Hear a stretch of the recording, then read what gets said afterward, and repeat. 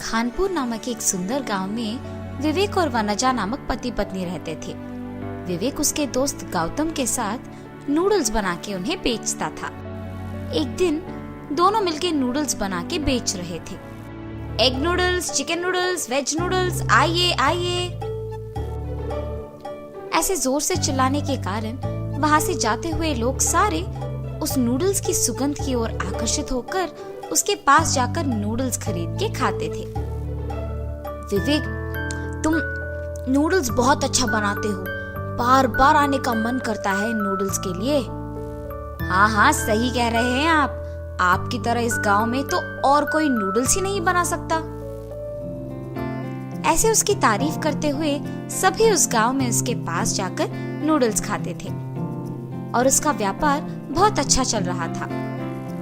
उस दिन दोनों दोस्त बहुत कमाते हैं और उन पैसों को खुशी से दोनों आधे में बांट के घर चले जाते हैं।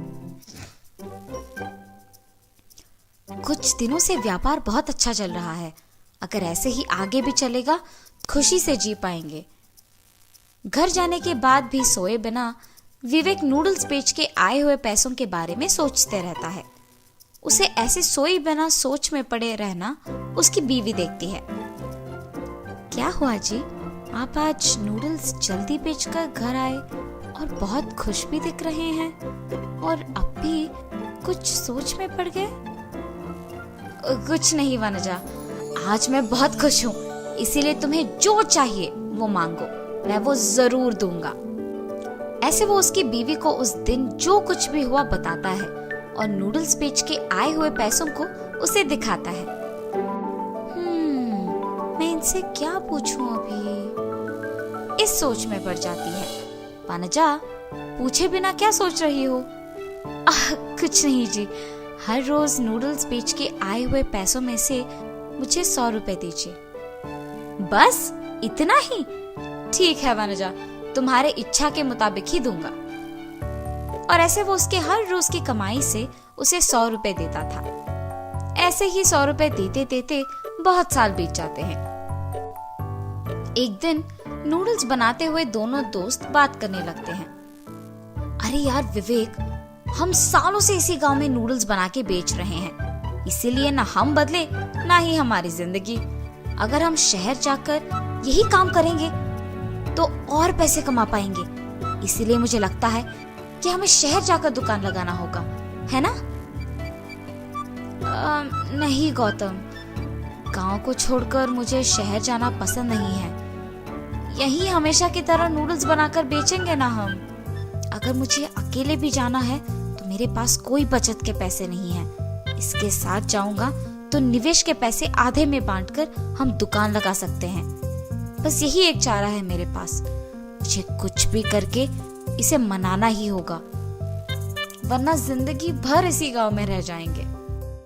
विवेक यार, हम बहुत साल से इसी गांव में रह रहे हैं ना। तुम्हें नहीं लगता कि हमें शहर जाकर एक बार कोशिश करना होगा? अगर लाभ नहीं हुआ तो हम वापस गांव आ जाएंगे। और मैं कभी नहीं कहूंगा कि शहर में नूडल्स का दुकान लगाएंगे। ठीक है? मंजूर है? ठीक है, अगर तुम इतना चाहते हो तो जाएंगे। ठीक है, हम कल ही निकलेंगे। ठीक है गौतम। और उस दिन दोनों नूडल्स बेचकर उनके घर वापस चले जाते हैं। अब जो मेरे दोस्त ने कहा कि हमें शहर जाना ही है, तो उसके लिए जरूरी पैसे भी तो लेना होगा और मेरी बीवी को भी ये बात बताना होगा। ऐसे विवेक उसके घर जाने के बाद सोए बिना उसके दोस्त की बातों के बारे में सोचते रहता है। अरे क्या हुआ जी, क्या सोच रहे हैं आप? वनजा, कल मैं और गौतम शहर जा रहे हैं। वही नूडल्स का व्यापार शुरू करके उसे चलाएंगे। आपको शहर जाने की क्या जरूरत है जी? यहाँ सब ठीक ही तो चल रहा है। तब विवेक उसे गौतम की बातों के बारे में कहता है। आपके दोस्त के साथ आपका शहर जाना मुझे बिल्कुल पसंद नहीं है। वनजा, पहले देखते हैं अगर शहर में दुकान लगाने से लाभ आएगा कि नहीं। अगर वहां ठीक से नहीं चला तो हम यही वापस आ जाएंगे ना। ये कह के सो जाता है। उसकी बीवी के मना करने के बावजूद वो अगली सुबह पैसे लेकर उसके दोस्त के साथ शहर चले जाता है। दोनों उनके पैसों के साथ शहर में एक दुकान खोलते हैं और नूडल्स बना के उन्हें बेचने लगते हैं। पहले दिन अच्छे पैसे कमाने के कारण वो बहुत खुश होते हैं, लेकिन कुछ दिन बाद उन्हें समझ आता है कि उनका सारा कमाई उनके खर्चों में चले जा रहा है। उनके निवेश के पैसे भी खत्म हो जाते हैं और उसके बाद उन दोनों को कुछ समझ नहीं आने के कारण वो दुखी बैठते हैं। यहाँ पैसे अगर बचे भी तो दुकान की किराई, सामग्री और बाकी खर्चों में सारा पैसा खत्म हो जा रहा है। अब हमारे निवेश के पैसे भी खत्म हो चुके हैं। हाँ, अब अगर हमें गांव वापस जाकर दुकान लगाना भी है तो उसके लिए भी पैसे नहीं बचे हमारे पास। हाँ विवेक, अगर उस दिन मैंने तुम्हारा बात सुना होता तो शायद आज ये दिन नहीं देखना पड़ता। चलो यहाँ से गांव वापस चले जाते हैं। ऐसे निराश होकर वो दोनों वापस गांव की ओर निकलते हैं। घर पहुंचने के बाद विवेक उसकी बीवी से नहीं बात करता है, बस चुप रहता है। उसकी बीवी उसे दुखी देख कहती है, क्या हुआ जी, आप ऐसे दुखी क्यों बैठे हो? तब वो उसकी पत्नी को जो कुछ भी हुआ बताता है। अरे आप निराश मत बैठिए, हमेशा की तरह आप यहाँ नूडल्स बना के बेचिए, पर वो करने के लिए भी हमारे पास पैसे नहीं बचे।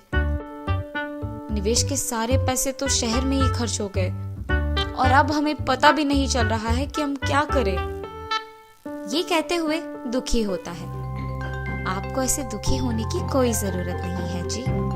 आप हर रोज मुझे 100 रुपए देते थे ना, उन्हें मैं सालों तक बचाते आई हूँ। उन पैसों से आप और आपके दोस्त फिर से इस गांव में नूडल्स का दुकान लगा के काम कीजिए। ये कह के उन पैसों को लाकर उसके पति को देती है। उन पैसों से विवेक और उसका दोस्त गौतम गांव में फिर से नूडल्स का दुकान लगाकर हमेशा की तरह नूडल्स बना के बेचने लगते हैं। उन्हें उनकी गलती का एहसास होता है और नूडल्स बेच के आए हुए पैसों में एक भाग को भविष्य के खर्चों के लिए बचाते हैं और वो दोनों उनकी बीवियों के साथ खुशी से जीते हैं।